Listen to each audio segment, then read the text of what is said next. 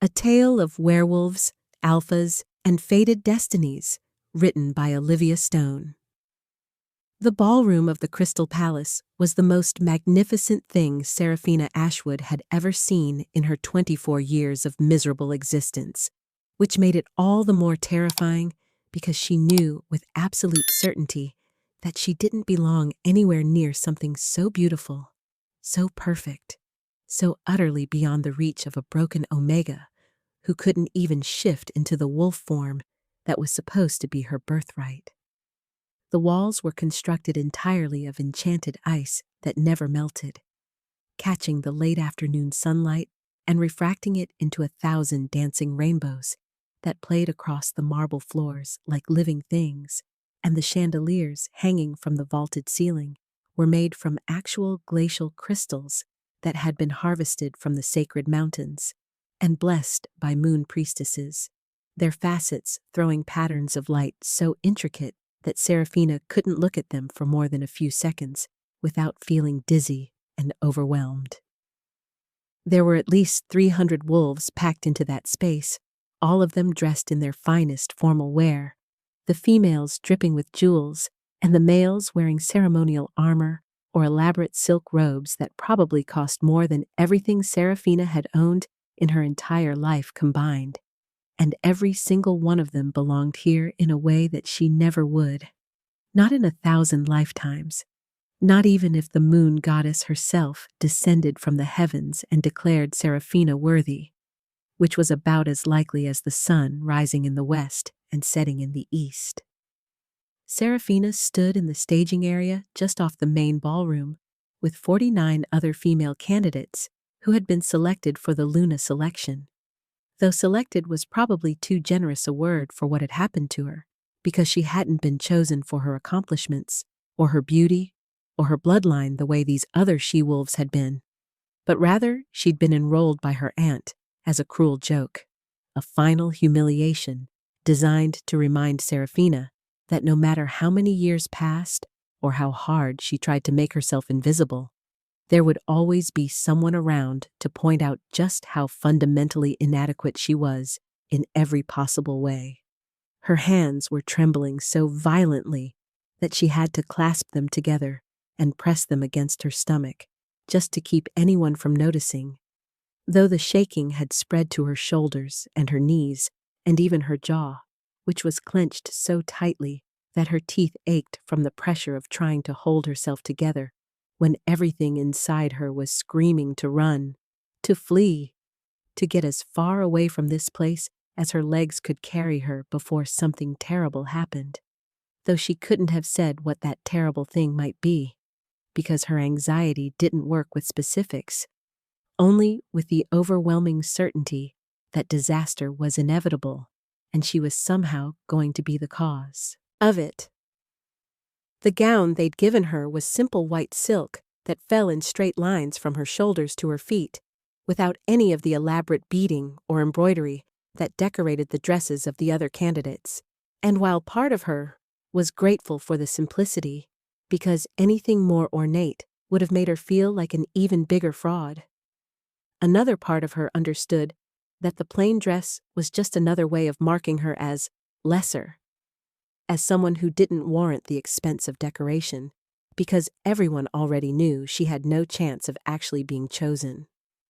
Her long silver hair, which fell in waves down to her waist, and was the one physical feature she'd inherited from her mother, along with her violet gray eyes and her pale porcelain skin, that had always made other wolves uncomfortable because it looked almost translucent in certain lights, was partially covering her face because she deliberately positioned it that way, creating a curtain between herself and the world that offered at least the illusion of protection, even if she knew it wouldn't actually shield her from anything that was about to happen. The other candidates were talking among themselves in excited whispers, discussing strategy and comparing their credentials and speculating about what the Alpha King was looking for in a Luna. And several of them kept shooting glances in Seraphina's direction that ranged from curious to contemptuous, as if they couldn't quite figure out what she was doing there, but were certain it must be some kind of mistake that would be corrected before she actually had to present herself before the throne. One particularly beautiful she-wolf with golden hair and amber eyes, who had introduced herself as Celeste from the Moonfire Pack, and who had spent the last 20 minutes listing her accomplishments in diplomacy and combat training and healing arts, had actually laughed when she'd asked Seraphina what her specialty was, and Seraphina had stammered out that she didn't really have one, not unless you counted scrubbing floors and preparing meals and making herself as small and quiet as possible, so that her aunt wouldn't find new reasons to remind her of her worthlessness, which obviously weren't skills that translated to being a Luna Queen of the entire Northern Territories. Seraphina's breathing was getting shorter and more rapid, her chest tightening with the familiar sensation of a panic attack building in her ribcage, like a storm gathering on the horizon. And she tried desperately to remember the techniques she'd taught herself over the years for managing these episodes, counting backwards from 100 by sevens, and focusing on the sensation of her feet against the floor, and reminding herself that she'd survived worse than this. Though she honestly wasn't sure if that was true, because there was something uniquely horrifying about being put on display in front of hundreds of important wolves who would all witness the exact moment when the Alpha King's eyes passed over her without interest, confirming what she'd always known about herself, which was that she was fundamentally unworthy of love or consideration or even basic acknowledgement. The panic was making her dizzy now, black spots dancing at the edges of her vision, and she pressed one hand against the wall to steady herself while trying to take slow, deep breaths that kept catching in her throat like fish hooks. And she was seriously considering whether she could just slip out through one of the side doors and disappear into the palace gardens and keep walking until she was far enough away that no one would bother coming to look for her, when a stern-looking female attendant appeared in the doorway and announced that the presentations were about to begin. The candidates started filing out one by one, each name called by a herald whose voice carried through the ballroom with magical amplification, and Seraphina watched through the doorway as girl after girl walked across that expanse of gleaming marble floor with confidence and grace, their shoulders back and their heads high, and their smiles perfectly calculated to be attractive without seeming desperate, and each one was introduced with a lengthy recitation of her accomplishments and her family lineage and her special gifts, and the crowd would applaud politely while the Alpha King watched from his throne on the raised dais at the far end of the ballroom, his expression impossible to read from this distance, though Seraphina thought he looked bored, or perhaps just exhausted, like a man going through motions that had long since lost any meaning for him. She could see him clearly, even from here, because he was so much larger than anyone around him, tall and broad-shouldered, with silver hair that caught the light from the chandeliers and made him look like he'd been carved from moonlight itself. And even though she'd never seen him before and had only heard stories about the Alpha King, who had ruled the Northern Territories alone for 5 years since his parents' assassination, there was something about the set of his shoulders and the way he held himself that spoke of a loneliness so profound that it made her own isolation seem almost trivial by comparison, though she immediately felt guilty for that thought, because who was she to presume anything about the inner life of a king when she was just a broken Omega who couldn't even manage the basic werewolf function of shifting into her wolf form. The line of candidates was moving steadily forward, each presentation taking perhaps 3 or 4 minutes before the girl would bow and retreat to stand along the side of the ballroom with the others who had already been presented. And Seraphina realized with growing horror that she was now only 5th in line, then 4th, then 3rd, and her panic was reaching crescendo levels that made it genuinely difficult to remain standing, her legs threatening to give out beneath her and her vision tunneling until all she could see was that long marble floor stretching out before her like an execution ground.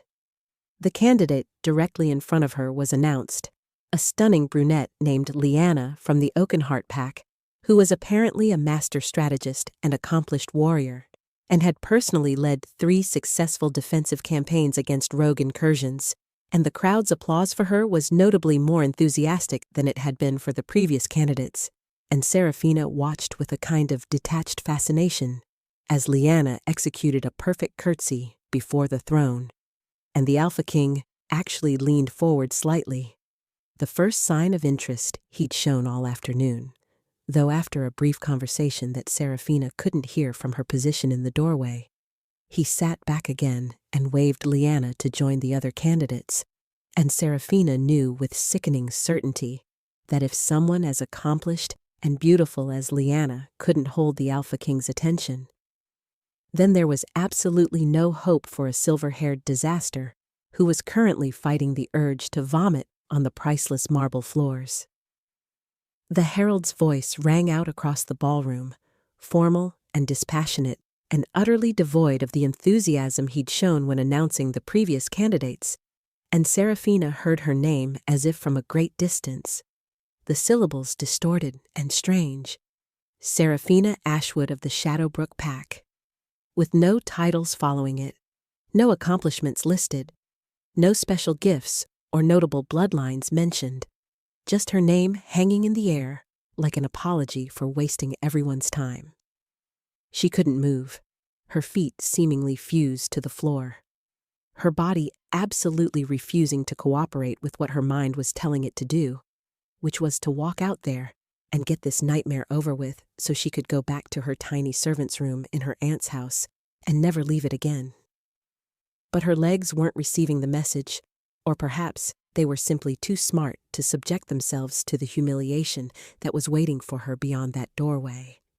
And the herald called her name again, more insistently this time, and she knew that everyone was waiting, and that her hesitation was only making things worse, only drawing more attention to herself and her obvious inadequacy. And somehow that realization was what finally got her moving, the desperate need to minimize the damage of her presence, overriding even her terror. Seraphina stepped into the ballroom and was immediately struck by how much larger it felt from inside, the ceiling soaring impossibly high above her, and the crowd of nobles and pack leaders seeming to stretch out forever in all directions. Hundreds of faces turning toward her with varying expressions of curiosity and confusion and outright disdain, and she could hear the whispers starting almost immediately, people wondering who she was and why she was there, and commenting on her strange appearance. Her silver hair and pale skin, and the way she was shaking like a leaf in a windstorm, and she tried to focus on the floor in front of her feet, counting the marble tiles as she walked and trying not to think about all those eyes watching her, judging her, finding her wanting in every possible way. She made it perhaps halfway across that endless expanse of gleaming white marble, her white silk gown whispering around her ankles with each careful step, and her long silver hair swaying slightly with her movement, despite her best efforts to remain absolutely still, when the toe of her slipper caught on the hem of her dress and she stumbled forward, not falling, but definitely losing her grace for a moment.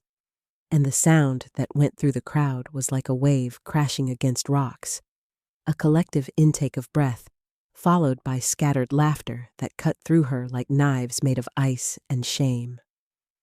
She managed to recover her balance, but the damage was done, her face burning with humiliation and her hands trembling even more violently than before, and she knew she should keep walking, should just get to the throne and bow, and endure whatever dismissal the Alpha King would offer, and then retreat as quickly as dignity would allow.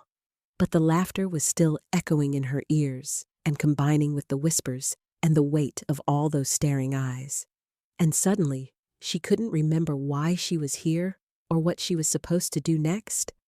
Her mind going completely blank with panic, and she stood there frozen in the middle of the ballroom like a statue carved from shame and inadequacy, unable to move forward or backward, unable to do anything except stand there and prove to everyone watching that she was exactly as pathetic as they'd assumed she was from the moment they'd seen her. The panic attack was hitting in full force now, her chest so tight she couldn't draw a full breath, and her vision swimming with black spots, and her ears ringing with a high-pitched whine that made it impossible to hear anything else, and she was genuinely considering whether it would be better to just faint right there on the marble floor and let them carry her unconscious body out of the palace. At least then she wouldn't have to endure the conscious awareness of her own humiliation, when some small voice in her head that sounded suspiciously like her long-dead mother told her to look up, to stop staring at the floor, and face what was happening to her with whatever scraps of dignity she could still muster. Serafina raised her eyes slowly, reluctantly, fully expecting to see contempt or boredom or pity on the faces watching her. But instead, her gaze traveled across the crowd and up the steps of the dais until it locked with the mercury silver eyes of Alpha King Theron Silvercrest. And in that moment, everything else ceased to exist. The whispers and the laughter and the panic all falling away like autumn leaves in a sudden wind, because he was looking at her with an intensity that made her feel like she was the only person in the entire ballroom, the only person in the entire world. And his eyes were widening with something that looked almost like recognition, though they'd never met before. And she felt a warmth suddenly bloom in her chest, where only cold anxiety had lived for as long as she could remember. A heat that spread through her veins like liquid gold and made her feel, for the first time in her entire worthless existence, like maybe she wasn't completely invisible after all. Like maybe someone was actually seeing her, truly seeing her. And the sensation was so shocking and so overwhelming that she couldn't look away, even though every instinct told her that she should lower her eyes respectfully and stop staring at the Alpha King like some kind of lunatic who didn't understand basic protocol. Time seemed to have stopped, or perhaps slowed down to the point where each second stretched into infinity. And Serafina watched as the Alpha King's expression shifted from surprise to something else, something she couldn't quite name, but that looked almost like wonder, or perhaps recognition, or maybe even joy. Though that seemed impossible, because why would the most powerful Alpha in the Northern Territories look at a broken Omega with anything resembling positive emotion? And then he was moving, rising from his throne, with a grace that seemed impossible for someone so large. His long silver hair falling over his shoulders as he descended the steps of the dais, and the entire ballroom went completely silent, not even breathing, as their king walked directly toward her, with his eyes never leaving her face, and Serafina's panic returned in full force, because clearly she had done something terribly wrong, had somehow offended him with her staring, or her presence, or her very existence, and she needed to apologize, needed to explain that she hadn't meant to cause any problems, and would leave immediately if he would just please not punish her pack for her presumption. She dropped to her knees on the marble floor without thinking, her head bowing forward and her long silver hair falling around her like a curtain, and the words started tumbling out of her mouth in a breathless rush of terror and apology. "Forgive me, Your Majesty. I shouldn't have come here. This was a mistake. I'll leave immediately. Please don't punish my pack for my presumption. I'm sorry. I'm so sorry. I know I don't belong here. I know I'm not worthy. Please just let me go, and I promise you'll never have to see me again." The sentences running together without pause, because if she stopped talking, she might start crying, and that would be the final humiliation. The last proof that she was too weak and too broken to exist in the same world as these strong, confident wolves who all knew exactly where they belonged and had never questioned their right to take up space. She could see his boots now because she was staring at the floor again. Black leather, polished to a mirror. Shine. and they stopped directly in front of her, close enough that she could have reached out and touched them if she'd been brave enough or stupid enough to do such a thing. And she held her breath, waiting for him to speak, to tell her to leave, to confirm everything she'd always believed about her own worthlessness. But instead of dismissal or anger or contempt, his voice when it came was gentle, surprisingly gentle for someone so powerful. And he spoke just one simple command that somehow carried more weight than any lengthy speech could have. "Look at me." And Serafina knew she should obey immediately because you didn't refuse a direct order from the Alpha King. But her body was frozen again, paralyzed by the fear of what she would see in his eyes when she finally met his gaze. But he waited with a patience that seemed infinite, not speaking again or commanding her more forcefully, but simply standing there until she found the courage, or perhaps the resignation, to slowly raise her head, her violet gray eyes swimming with unshed tears that she was desperately trying to hold back. And when her gaze finally met his, she saw something in those mercury silver depths that made absolutely no sense. Something that looked almost like relief, mixed with joy, mixed with a fierce protectiveness that made her chest ache with confused emotions she didn't have names for.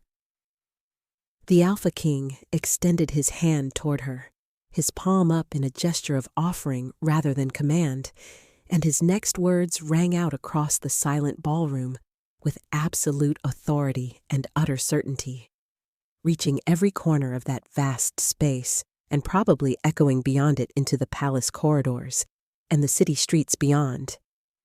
"The Luna selection is over. I have found my mate." And the chaos that erupted in response to that declaration was immediate and deafening, with other candidates screaming in protest, and nobles shouting questions, and the herald trying futilely to call for order. But Serafina heard none of it because she was staring at the Alpha King's outstretched hand like it was a venomous snake, unable to process what he had just said or what it meant, or why, in the name of the moon goddess, he was claiming her as his mate when she was nobody, nothing, a broken Omega who couldn't shift and had never been wanted by anyone in her entire life. The Alpha King's expression softened when he saw her confusion and fear, and he stepped even closer, his voice dropping to a tone that was meant only for her, even though hundreds of wolves were straining to hear every word, and he said with absolute conviction and gentle reassurance, "You are safe now. No one will hurt you again. I swear it on my life."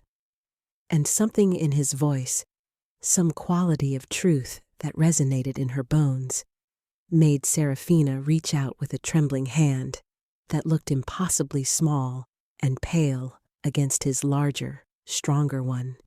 And the moment their skin made contact, she felt that warmth in her chest explode into something so powerful and so overwhelming that it drove the breath from her lungs.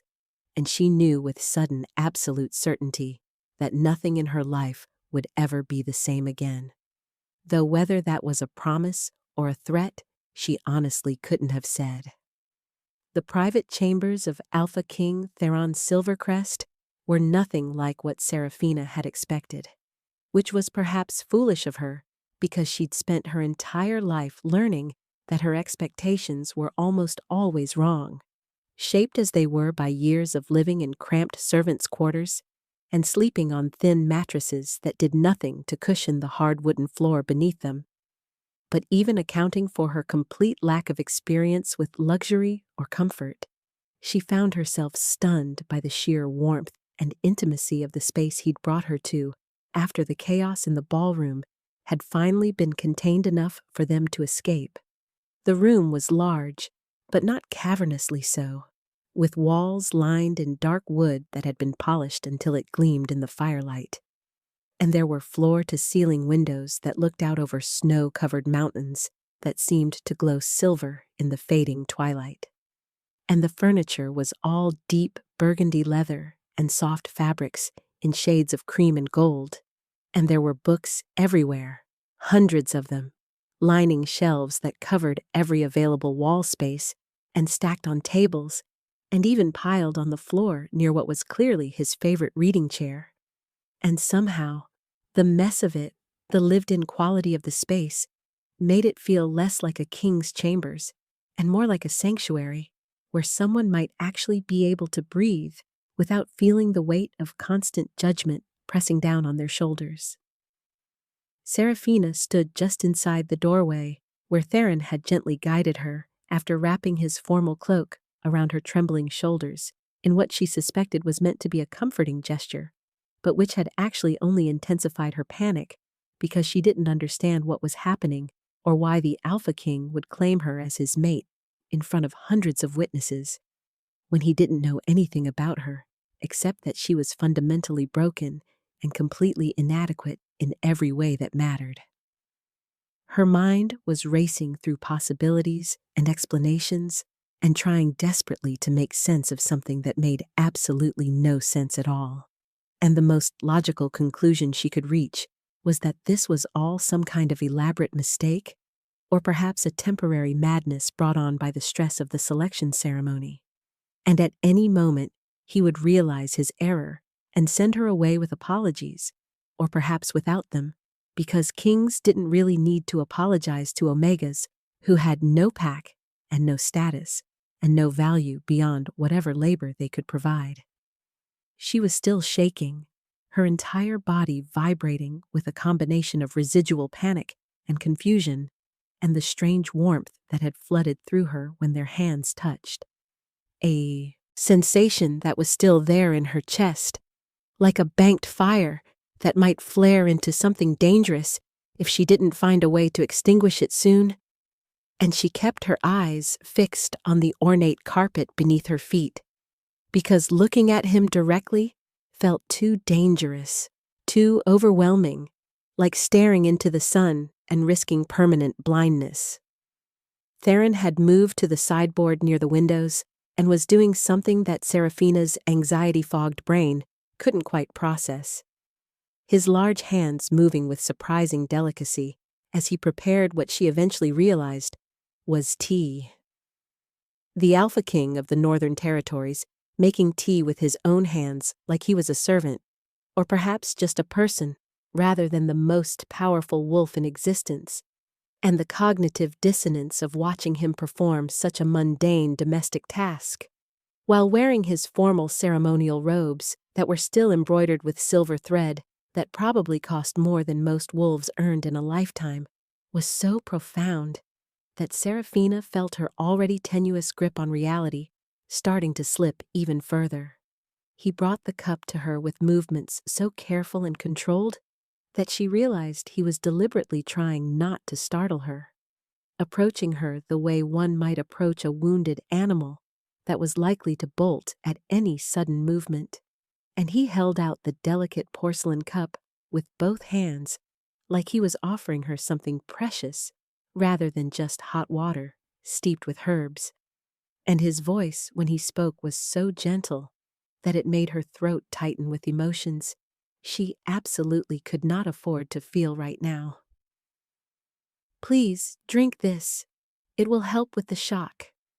And then we can talk about what happened in the ballroom and what it means and what comes next. But first, I need you to breathe and know that you're safe here and that no one is going to hurt you or force you to do anything you don't want to do." Serafina took the cup with hands that were still trembling badly enough that the tea sloshed dangerously close to the rim, and she managed to take a small sip, even though her throat felt so tight that swallowing was difficult. And the liquid was warm and faintly sweet with honey, and something else she couldn't quite identify, but that made the knot in her chest loosen just slightly, just enough that she could draw a deeper breath than she'd managed since the moment she'd stepped into the ballroom hours earlier. Theron had moved to sit in the leather chair across from where she stood, deliberately putting distance between them and positioning himself lower than her in what she dimly recognized as an attempt to make himself seem less threatening, less overwhelming, though the attempt was somewhat undermined by the fact that even sitting down, he was still enormous and radiating an alpha power that made her wolf, her dormant, silent wolf that had never once made its presence known in all her 24 years, suddenly stir in the depths of her consciousness like something waking from a very long sleep. The sensation was so unexpected and so alien that Serafina nearly dropped the teacup, her eyes going wide with shock as she felt something move inside her that she'd been told her entire life didn't exist. Something that felt curious and alert and inexplicably drawn to the male sitting across from her, and she didn't understand what was happening or why it was happening now after years of silence and absence, and the confusion must have shown on her face because Theron's expression shifted into something that looked almost like concern mixed with understanding. "You can feel her, can't you?" he said, and it wasn't really a question, but rather a statement of fact spoken with such certainty that Serafina found herself nodding even though she hadn't consciously decided to confirm what he was saying. And his next words were spoken with a kind of reverent wonder that made absolutely no sense given the circumstances. "Your wolf has been dormant, protecting you, waiting for this moment, waiting for me, because the mate bond is what will allow her to finally emerge without overwhelming you with everything she's been holding back all these years." Serafina wanted to argue with him, wanted to tell him that he was wrong because she didn't have a wolf at all, had never had one, was fundamentally broken in a way that couldn't be fixed by fate or prophecy or whatever he thought was happening between them.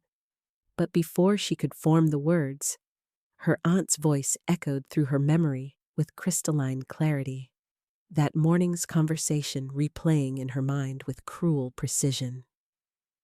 "Let's see how long you last before you embarrass us completely. A wolfless Omega at the Luna selection. It's almost poetic how pathetic you are. But at least when you fail spectacularly in front of the entire Northern Territory, no one will be surprised. Because everyone already knows you're defective, broken, a mistake that should have been corrected years ago." The memory triggered something in Serafina that she'd been trying desperately to hold back since the moment Theron had claimed her in the ballroom. And suddenly, she couldn't contain it anymore, couldn't maintain the fragile composure she'd been clinging to, and the teacup slipped from her nerveless fingers to shatter on the floor as words started pouring out of her in a desperate rush that she couldn't control. "There's been a mistake. You don't understand. I'm nobody. I'm nothing. I'm broken in ways that can't be fixed. I can't even shift into my wolf form because I don't have a wolf. I've never had one. Everyone knows I'm defective. My aunt sent me to the selection as a joke because she knew I would humiliate myself and prove once and for all that I'm worthless. And you can't want me as your mate because I have nothing to offer you. No skills or accomplishments or anything that would make me worthy of being a Luna. And everyone in that ballroom knows it. They were all laughing at me, and they'll laugh even harder when they find out that the Alpha King made some kind of terrible mistake in claiming someone who can't even perform the most basic function of being a werewolf." She was crying now, tears streaming down her face and her voice breaking on the words, and she felt humiliated by her own emotional outburst, but couldn't seem to stop it. Couldn't seem to do anything except stand there in the ruins of the shattered teacup and let him see exactly how pathetic she truly was, and part of her was relieved because at least now he would understand his error and send her away before things went any further. But Theron didn't look disgusted or disappointed, or any of the things Serafina had expected to see on his face when he finally understood what he'd gotten himself into. Instead, he looked something that she couldn't quite interpret, but that seemed to contain both sadness and anger, though neither emotion appeared to be directed at her. And he stood slowly, carefully, telegraphing his movements as he crossed the space between them, and he knelt down in front of her so that their eyes were level, despite the significant difference in their heights, and his hands came up to frame her face with a gentleness that made her want to sob, because no one had ever touched her like that before, like she was something precious rather than something disposable. His thumbs brushed away her tears with infinite care, while his mercury silver eyes held hers with an intensity that made it impossible to look away. And when he spoke, his voice carried a conviction that resonated in her bones and made that warmth in her chest flare brighter. "You are not a mistake, Serafina. You are not broken, and you are absolutely not worthless. And I need you to listen to me very carefully, because what I'm about to tell you is going to be difficult to believe, but it's the absolute truth, and I swear on my life and my throne and everything I hold sacred that I would never lie to you about something this important." Theron took a deep breath and seemed to be choosing his words with great care, his silver eyes never leaving hers, as he began to explain things that Serafina's rational mind insisted couldn't possibly be true, but that some deeper part of her, that newly awakened presence that might actually be her wolf, seemed to recognize as absolute fact. My mother was a seer, one of the most powerful prophetic wolves ever born, and before she died in the attack that killed my parents and my younger sister 5 years ago, she left me with a vision of my true mate. She told me that I would know her by 3 signs. First, that she would bear the silver of the ancient bloodline in her hair, just as I do, which is a marking that appears perhaps once in a generation, and signifies a direct connection to the original wolves who were blessed by the moon goddess herself. Second, that she would enter my life trembling with fear, but carrying a strength that she didn't yet recognize in herself. And third, that she would be broken when I found her, and that healing her would be what finally healed the wounds I've been carrying since my family was murdered. He paused to let that information sink in, his hands still cradling her face with that same impossible gentleness. And Serafina found herself unable to form words because her entire understanding of reality was being systematically dismantled and rebuilt into something she didn't recognize. And Theron continued speaking with the patience of someone who understood that he was asking her to accept the impossible. "I have a gift, Serafina, an ability that very few wolves possess. I can see emotional auras, the colors that surround every living being, and reveal their true nature beneath whatever mask they show the world. And I have been looking at those auras for 5 years while meeting hundreds of potential Luna candidates. And every single one of them showed me the same things: ambition burning red like fire, pride glowing gold like coins, greed pulsing dark purple like a bruise. And not one of them, not a single female who paraded before my throne, showed me anything resembling genuine compassion or selflessness, or the kind of strength that comes from surviving cruelty and choosing kindness anyway." Serafina was shaking her head in denial, even as something inside her was whispering that he was telling the truth, that this wasn't some elaborate joke or mistake, but rather something that had been ordained by forces far beyond her understanding. And her voice came out small and broken when she finally managed to speak. "But I'm not strong. I'm the weakest Omega in my entire pack. I can't even defend myself against verbal attacks, let alone physical ones. And I don't have any special gifts or abilities. I'm just a servant who's good at making herself invisible and staying out of the way and enduring whatever cruelty people decide to inflict, because I learned a long time ago that fighting back only makes things worse." Theron's expression shifted into something fierce and protective, his hands sliding from her face to her shoulders, as though he needed to anchor her to reality while he shared the next piece of information. And his words came out rough with barely suppressed emotion. "When you walked into that ballroom, I saw your aura, And Seraphina, I have never in my entire life seen anything like it. You were surrounded by pure, silver-white light mixed with deep blue that spoke of profound pain and violet that revealed your fear. But underneath all of that, beneath the trauma and the anxiety and the years of abuse, there was a color I didn't even have a name for, something opalescent that shifted and changed like mother of pearl. Something ancient and powerful that you don't even know you possess because no one has ever helped you understand what you truly are. The room seemed to tilt around Seraphina as she tried to process what Theron was telling her, tried to reconcile his words with everything she'd been taught about herself, with every cruel comment and dismissive glance and moment of rejection that had shaped her understanding of her own worth.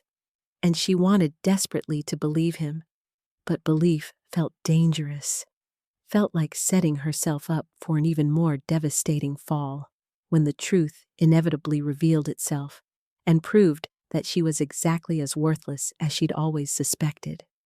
Her breathing was becoming rapid and shallow again, panic rising in her throat like bile, and she could feel the edges of another full-blown attack approaching, could feel her vision starting to tunnel and her hands starting to go numb, and she tried to step back from Theron's touch because she needed space, needed air, needed to think without the overwhelming presence of him clouding her judgment and making her want things that she absolutely could not afford to want.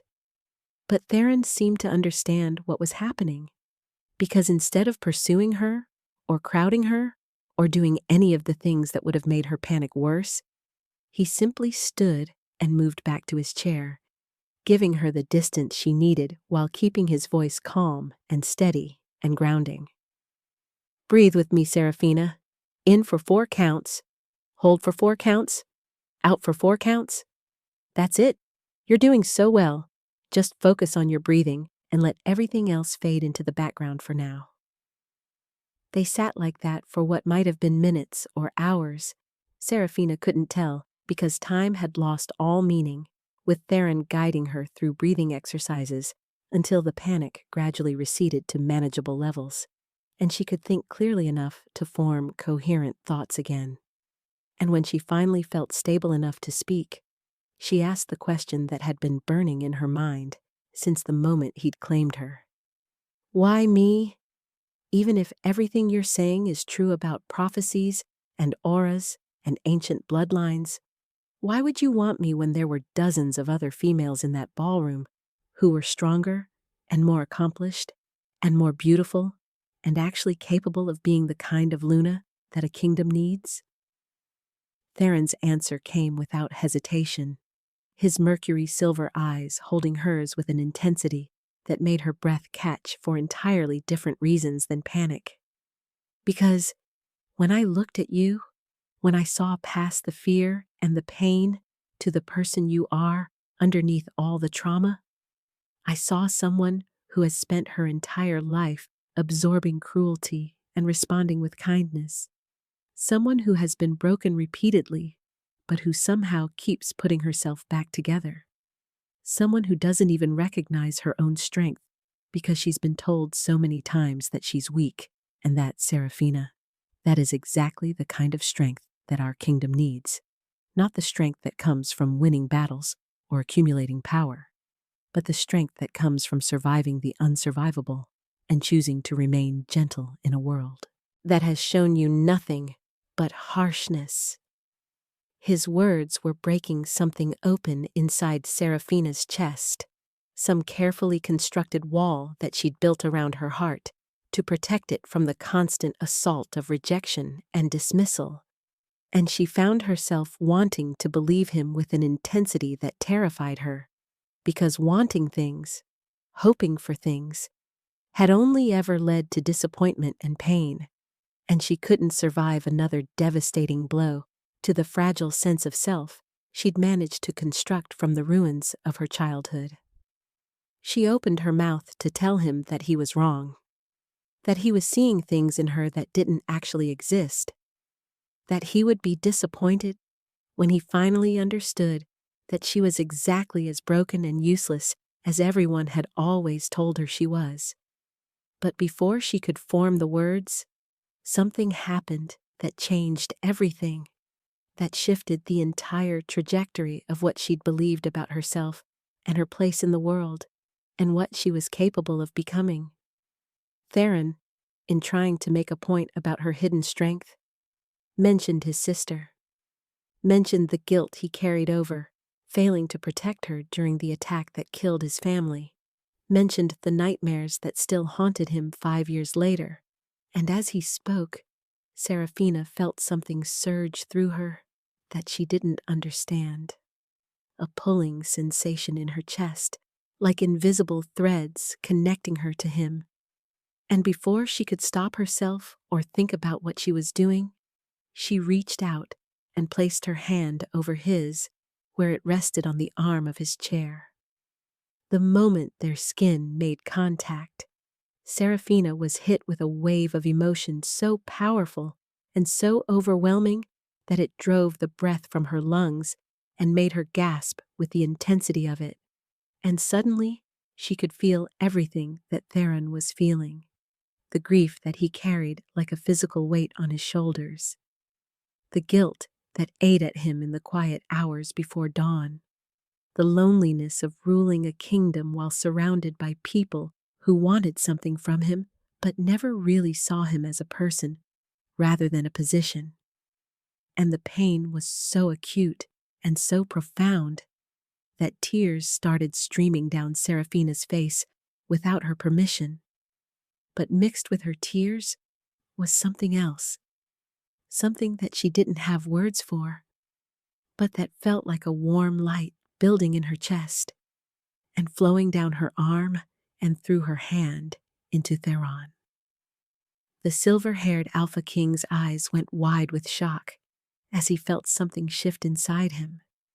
Some burden that he'd been carrying for so long that he'd forgotten what it felt like to exist without it suddenly beginning to lift. And Serafina watched as her hands started to glow with a soft, silver light that seemed to pulse in rhythm with both their heartbeats, and she understood, with sudden clarity, that she was doing something to him, something that involved taking his pain into herself and transforming it somehow, processing it in a way that made it less sharp and more bearable. And the sensation was both exhilarating and terrifying because she'd never done anything like this before, had never even known such a thing was possible. The healing, if that's what it was, seemed to last both an eternity and no time at all. And when Serafina finally pulled her hand back, she was shaking with exhaustion and covered in a fine sheen of sweat, and the silver light faded from her skin, leaving her feeling hollowed out and simultaneously more full than she'd ever felt in her life. And she would have collapsed if Theron hadn't moved with inhuman speed to catch her, his strong arms wrapping around her and lifting her as though she weighed nothing at all. He carried her to the leather sofa near the fireplace and settled her against the cushions with a gentleness that seemed impossible for someone so powerful, and his voice when he spoke was rough with emotion and something that might have been awe. "What did you just do, Serafina? What was that light? Because I felt something that I haven't felt in 5 years. I felt the weight of my sister's death lift from my chest. I felt the guilt that's been suffocating me every single day since the attack start to dissolve. And I need to understand what gift you possess, because that was not the action of someone broken or worthless. That was something I've never experienced before, and I've been healed by the most accomplished healers in all the territories." Before Serafina could attempt to answer, before she could even begin to process what had just happened, or what it might mean, the door to Theron's chambers burst open with enough force to make them both jump, and Elder Sage Miriam, the ancient wolf who served as advisor to the Alpha King, and who was rumored to be over 200 years old, swept into the room with her white robes billowing around her, and her silver eyes blazing with an intensity that made Seraphina want to hide behind the sofa cushions.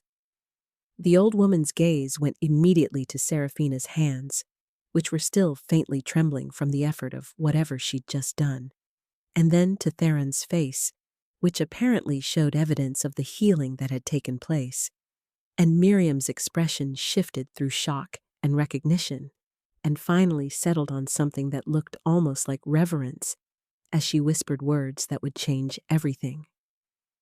Seraphina thought she knew about herself. Moon Goddess, preserve us. She's an empath healer, the first one born in 300 years. The rarest gift our kind can possess, and she doesn't even know what she is or what she's capable of, which means her wolf has been protecting her all these years, keeping herself dormant so that Seraphina wouldn't be overwhelmed by the collective emotional pain of everyone around her, until she was strong enough and safe enough to learn to control it.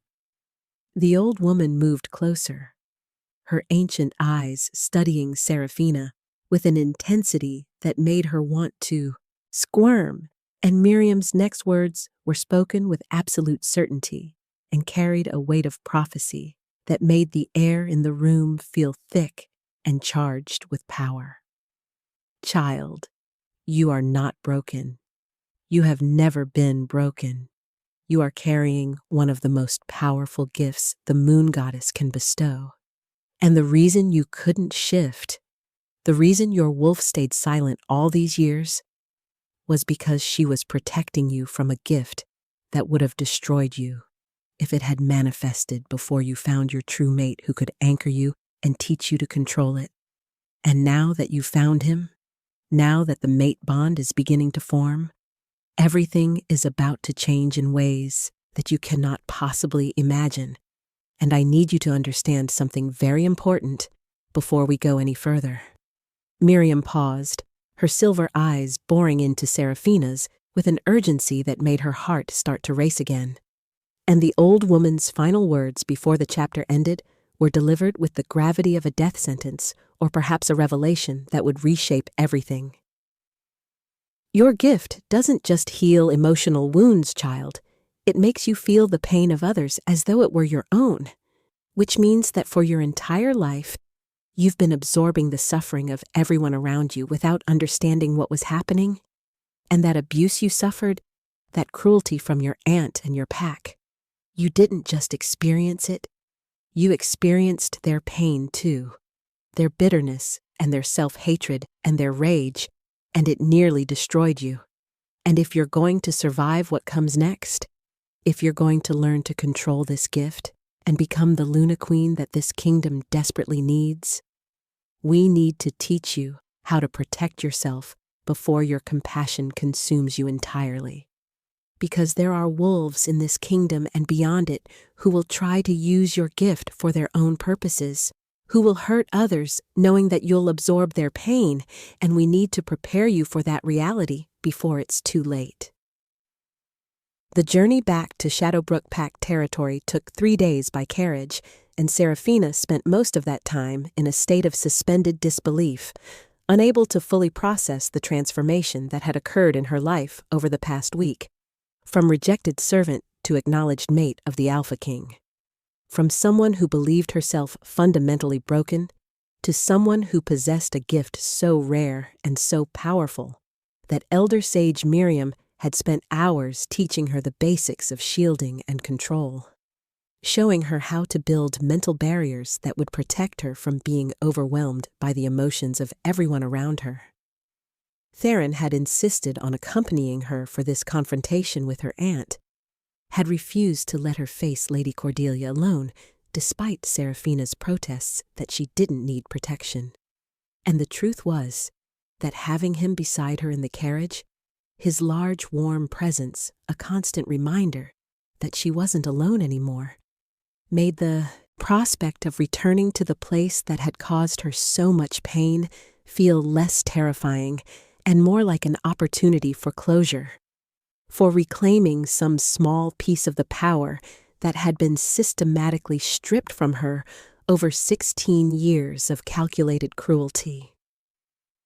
Maxwell, Theron's beta and closest friend, rode in the carriage with them along with 4 members of the elite guard, all of whom treated Serafina with a respect that still felt surreal and uncomfortable because she kept expecting someone to realize the mistake and tell her to go back to scrubbing floors and staying invisible. But no one did, and gradually she was beginning to understand that this wasn't a dream or a temporary reprieve, but rather her new reality, though accepting that reality was proving more difficult than she'd anticipated. Theron had been endlessly patient with her over the past 3 days, never pushing her to accept the mate bond fully, never demanding anything from her except that she allow him to help her understand her gift and learn to control it so that it didn't consume her the way Miriam had warned it might.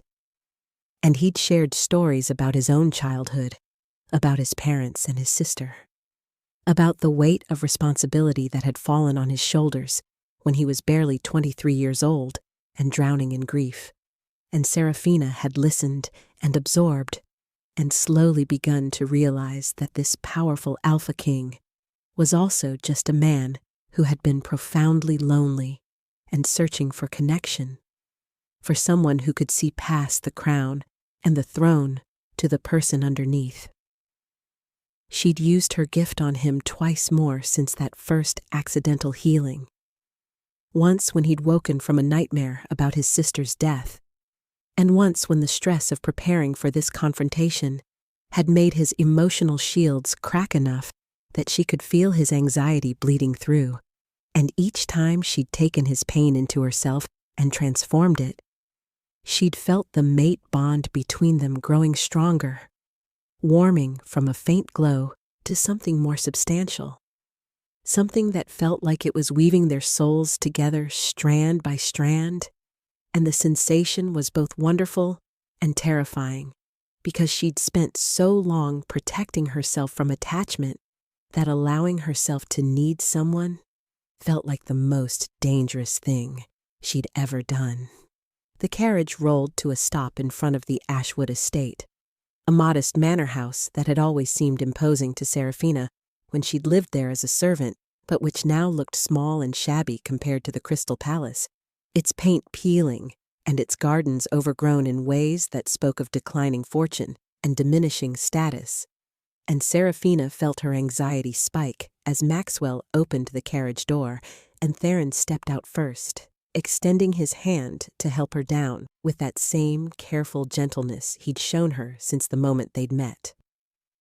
The Shadowbrook pack had clearly received advance warning of their arrival because the Alpha and his council were assembled in the courtyard along with what appeared to be half the pack, all of them staring with various expressions of shock and fear and desperate curiosity, and standing at the front of the crowd with her uncle beside her was Lady Cordelia, her aunt's face already pale with terror because she understood exactly why the Alpha King would make an unannounced visit to her territory, and Serafina felt a savage satisfaction that she immediately felt guilty about, because surely she shouldn't take pleasure in someone else's fear, even if that someone had spent 16 years making her life a living nightmare.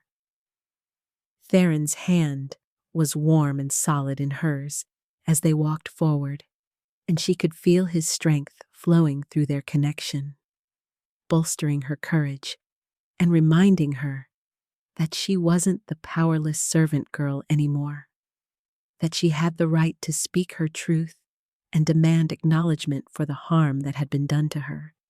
And when they stopped in front of Lady Cordelia and her uncle, Serafina found herself standing straighter than she ever had before, her long silver hair catching the afternoon sunlight and making it impossible for anyone to miss the similarity between her coloring and the Alpha King's, the visible proof that they were both marked by the ancient bloodline. Lady Cordelia opened her mouth to speak, probably to offer some groveling apology, or perhaps to spin some elaborate fiction about how she'd always loved her niece and only wanted the best for her. But Theron's voice cut across whatever she'd been about to say, with the authority of someone who was accustomed to being obeyed without question. "Lady Cordelia Ashwood, you will remain silent until my mate has finished speaking, and you will listen to every word she says without interruption. And if you attempt to defend yourself or minimize what you've done, I will consider it a personal insult that will have consequences for your entire family. Do you understand?" The older woman's face went even paler, if that was possible, and she nodded jerkily, her eyes darting between Seraphina and Theron, like she couldn't quite believe what was happening. And Seraphina took a deep breath and felt something shift inside her chest. Felt her wolf stir more strongly than she ever had before. Felt the new shields that Miriam had taught her snap into place to protect her from the waves of emotion rolling off the assembled crowd. And when she spoke, her voice was steadier than she'd expected, carrying across the courtyard with a clarity that made people lean forward to hear every word. "You told me I was worthless," Seraphina began, and the words felt like they were being pulled from some deep place inside her that had been holding them for years, storing them up until she was finally strong enough to speak them aloud. "You told me I was broken and defective, and that no one would ever want me. You made me sleep in the servants' quarters and eat scraps from your table and work from dawn until long after dark, cleaning and cooking and doing all the tasks that you considered beneath you. And when I was too exhausted to do the work perfectly, you would remind me that I should be grateful you hadn't thrown me out completely, that I should thank you for allowing me to exist in the house that had belonged to my parents before they died, protecting a pack that didn't even have the decency to honor their sacrifice by treating their daughter with basic kindness." She paused to let that sink in, watching her aunt's face crumble with what might have been genuine remorse, or might just have been fear of the consequences that were surely coming, and Seraphina continued speaking with growing confidence, her voice gaining strength with each word. "You enrolled me in the Luna selection as a joke, as a final humiliation designed to prove once and for all that I was everything you'd always said I was, powerless and pathetic and unworthy of love or consideration, and you laughed when I begged you not to make me go. You actually laughed and told me that watching me fail in front of the entire Northern Territory would be the most entertainment you'd had in years. And I think some part of you genuinely believed that destroying what little self-worth I had left would somehow fill the emptiness inside you, would somehow make you feel better about your own failures and disappointments." Lady Cordelia was crying now, tears streaming down her face as she was forced to stand there and listen to the litany of her cruelty laid bare in front of her pack and her alpha and the king himself. And Seraphina felt her gift activate without her conscious intention, felt the emotional shields she'd so carefully constructed start to thin as her aunt's pain and shame and bitter self-hatred began to seep through. And she understood with sudden clarity that Lady Cordelia had been hurting her because she was hurting, that the older woman's cruelty had been born from her own sense of inadequacy and failure, from years of watching her brother and his wife be happy while she remained unmated and unwanted, from the desperate need to have power over someone when she felt powerless in every other aspect of her life. The understanding didn't excuse what her aunt had done, didn't make the years of abuse any less real or damaging, but it did help Seraphina see the older woman as a complete person rather than just a source of pain, as someone who was broken in her own ways and who had chosen to respond to that brokenness by breaking others rather than seeking healing. And the realization made what Seraphina said next possible in a way that it wouldn't have been otherwise. "I forgive you," Seraphina said, and the words rang out across the silent courtyard with a finality that made several wolves gasp in surprise. And she continued speaking, even though she could feel Theron's hand tighten slightly on hers in a gesture of support and pride. "I forgive you. Not because you deserve it, or because what you did was acceptable, or because I'm going to pretend that those 16 years didn't leave scars that I'll probably carry for the rest of my life, but because I refuse to let your cruelty define me anymore. I refuse to carry your poison in my heart and let it continue to hurt me long after I've left this place. I refuse to become what you tried to make me believe I was, and the only way I can do that, the only way I can truly be free of you and what you did to me, is to forgive you and let go of the hatred and resentment that would only end up destroying me if I held on to it. She took a step forward, close enough now that she could reach out and touch her aunt if she chose to, and Seraphina made a decision that she knew Theron might not understand, but that felt necessary for her own healing, and she placed her hand on Lady Cordelia's shoulder and deliberately lowered her shields, deliberately let her gift flow freely for the first time without trying to control or limit it, and she showed her aunt everything. Let the older woman feel every moment of pain and fear and loneliness that she'd experienced over those 16 years. Let her experience the full weight of what her cruelty had cost. But she also showed her something else, showed her the path forward, the possibility of redemption and healing and choosing differently. And when Seraphina pulled her hand back, Lady Cordelia collapsed to her knees, sobbing, not with self-pity, but with genuine remorse and understanding. And Seraphina spoke her final words to the woman who had shaped so much of her trauma. You have no power over me anymore. You never really did. Because power isn't about making someone smaller so you can feel bigger. Power is about surviving everything that tries to break you and choosing to remain kind anyway. And I am done letting you take up space in my heart and my mind. I am done being the girl you tried to convince me I was, and I am ready to become the woman I was always meant to be. The Shadowbrook Alpha stepped forward then, his expression grave and respectful as he addressed Seraphina directly rather than speaking to Theron as protocol would normally demand, and his words carried the weight of official pack business.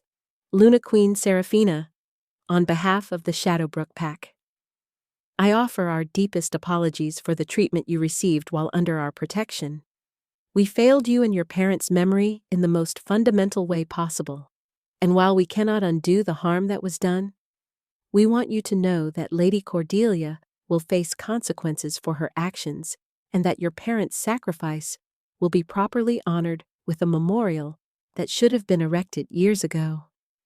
Seraphina nodded her acceptance of his words, feeling something that had been tight in her chest for as long as she could remember finally begin to loosen and release, and she turned to Theron with a small smile that felt like the first genuine expression of happiness she'd managed since all of this began, and his answering smile was so full of pride and love and fierce protectiveness that it made her breath catch and her heart stutter in a way that had nothing to do with anxiety and everything to do with the growing certainty that this man, this powerful Alpha King, who could have chosen anyone in the entire Northern Territory, had somehow seen past all her broken pieces to something worth cherishing.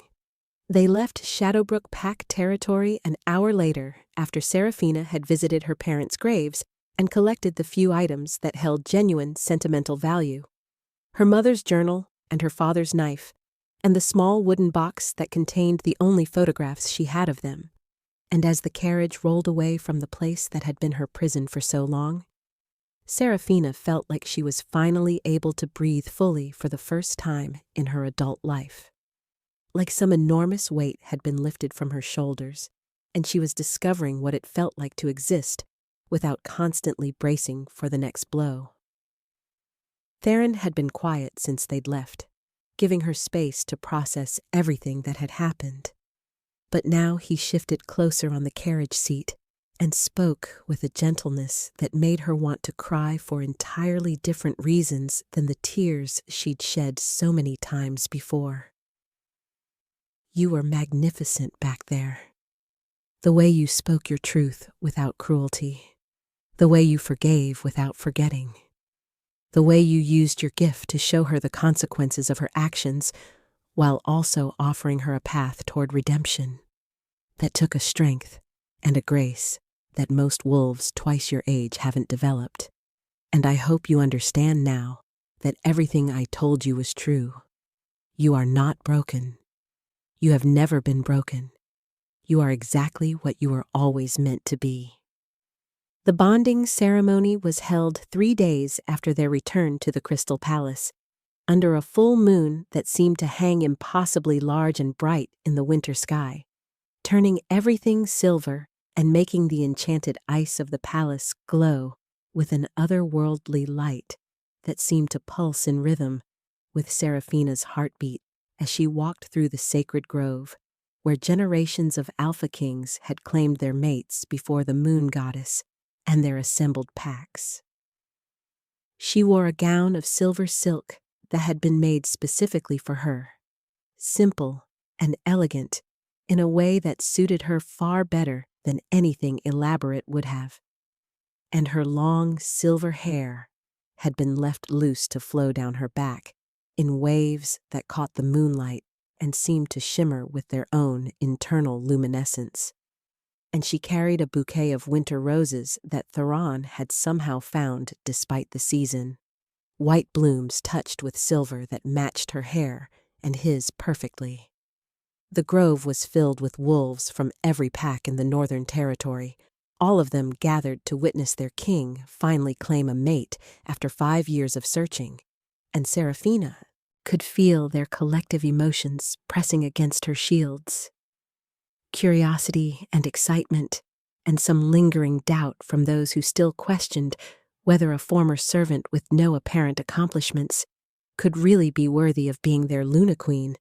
But she held her shields firm and focused on Theron, who stood waiting for her at the center of the grove beneath an ancient oak tree that was said to have been planted by the first Alpha King centuries ago. He looked devastating in his formal ceremonial robes, silver embroidery on black silk that emphasized his height and the breadth of his shoulders, and his silver hair had been pulled back to reveal the strong lines of his face and those mercury silver eyes that had seen through all her defenses from the very first moment. And when she reached him and placed her hand in his, Seraphina felt the mate bond flare so brightly between them that she gasped with the intensity of it, and she knew from the way his eyes widened that he felt it too, felt the way their souls were already beginning to intertwine, even before the official marking that would complete their bond. The ceremony followed ancient traditions. Words in the old language spoken by Elder Sage Miriam, who presided over the bonding with tears streaming down her weathered face. And then it was time for their personal vows, the promises they would make to each other before the Moon Goddess and all witnesses. And Seraphina found that the words came easily, flowing from her heart, without the anxiety and self-doubt that had plagued her for so long. "I was lost in darkness until you found me," Seraphina said, her voice steady and clear despite the emotion making her throat tight. "I had convinced myself that I was broken beyond repair, that I was unworthy of love or kindness or even basic consideration. And I had built walls around my heart so high and so thick that I thought nothing could ever penetrate them. But you saw through those walls from the very beginning. You saw past my fear and my pain to the person I could become if someone just gave me the chance to believe in myself the way you believed in me." She paused to take a breath, her violet-gray eyes locked on his mercury silver ones, and continued speaking with growing confidence. "You showed me that being broken is just another word for becoming stronger in new places. You gave me choice when I had never had one before. You showed me patience when I had only known cruelty, and you loved me when I had forgotten what it felt like to be loved. And I choose you, Theron Silvercrest. not because fate demands it, or because prophecy says we are meant to be together, but because my heart has recognized yours as its home, and I vow to stand beside you as your partner and your equal, to heal you when you hurt and hold you when you grieve, to be strong when you need strength and vulnerable when you need honesty, to love you with everything I am and everything I am still becoming, for as long as we both shall live and whatever comes after. Theron's vow in return was equally heartfelt, his deep voice roughened with emotion as he promised to protect her and value her and give her the safety she had never known, to be worthy of the trust she had placed in him and to love every part of her, especially the parts she had been taught to hide. And when the time came for the marking that would complete their bond, Seraphina tilted her head to expose her neck without fear or hesitation, and Theron's teeth sank into her skin with a gentleness that made the moment feel sacred rather than painful.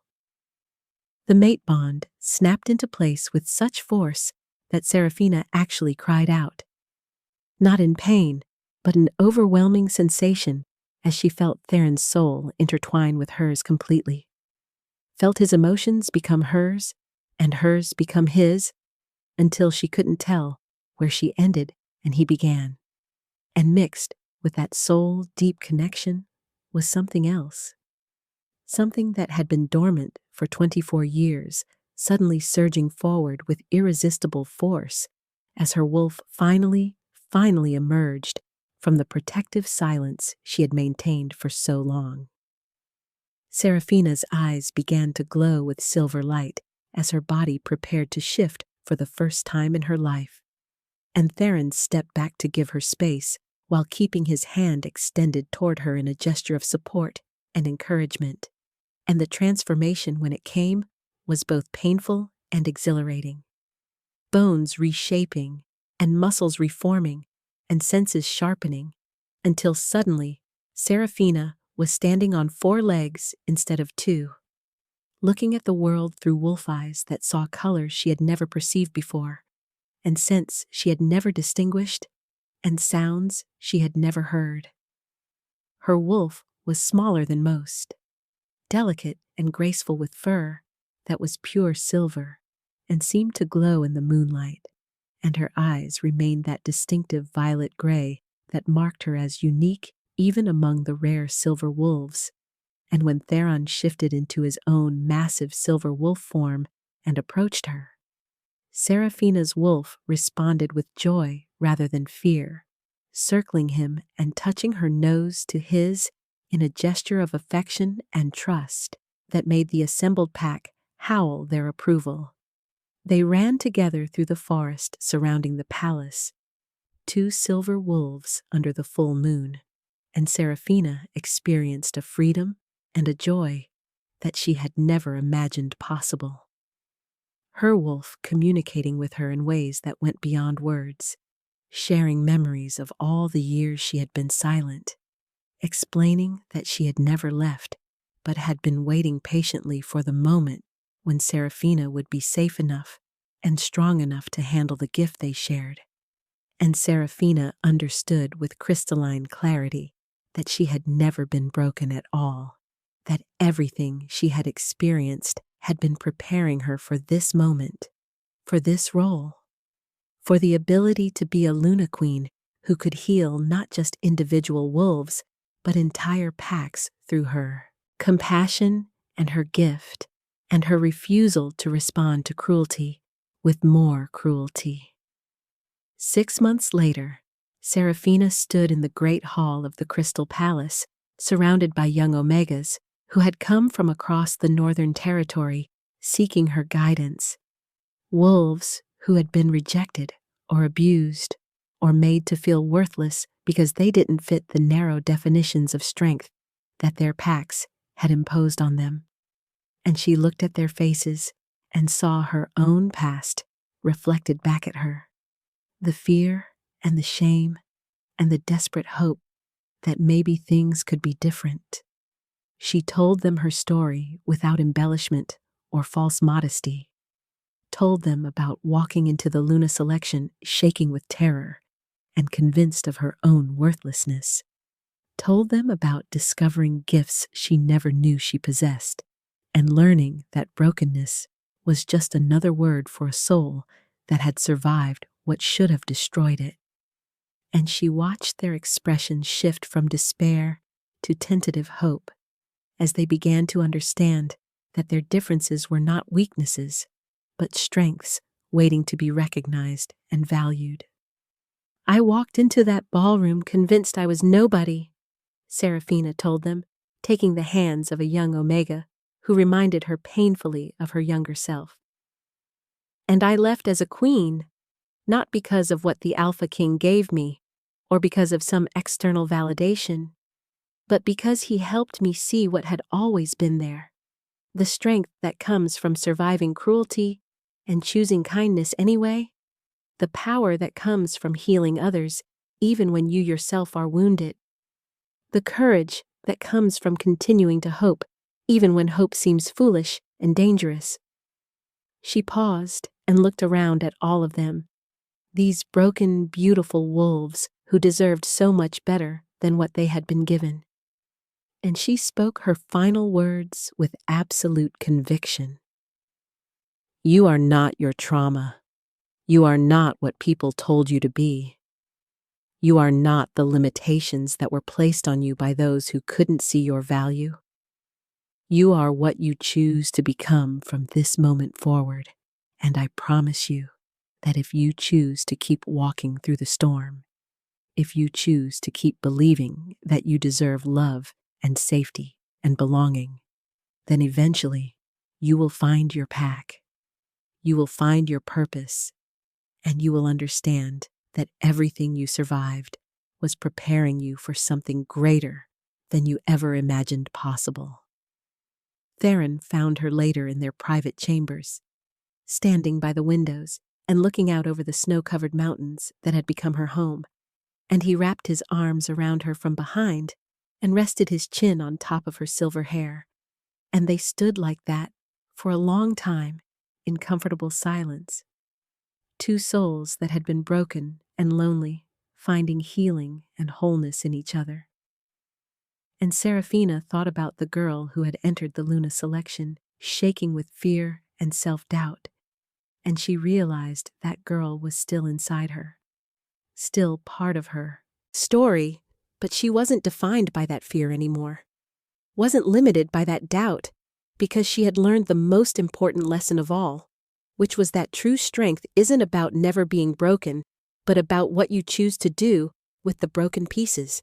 And she had chosen to build something beautiful from the ruins, chosen to become someone who could offer others the compassion and understanding she had so desperately needed when she was lost in her own darkness. And the silver-haired Omega who had entered trembling left standing tall, not because she became someone new, but because she finally became herself.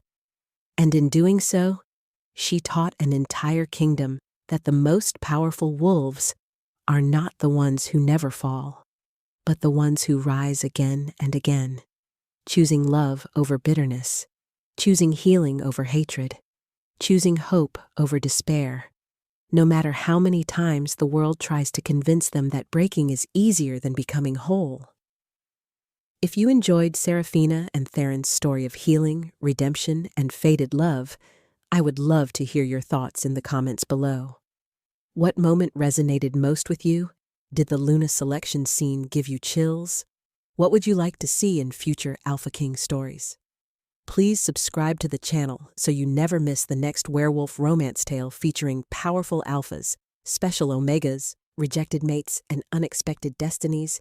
And hit that notification bell because I have so many more stories to share about wolves who find their true mates in the most unexpected circumstances and learn that sometimes being broken is just the first step toward becoming extraordinary.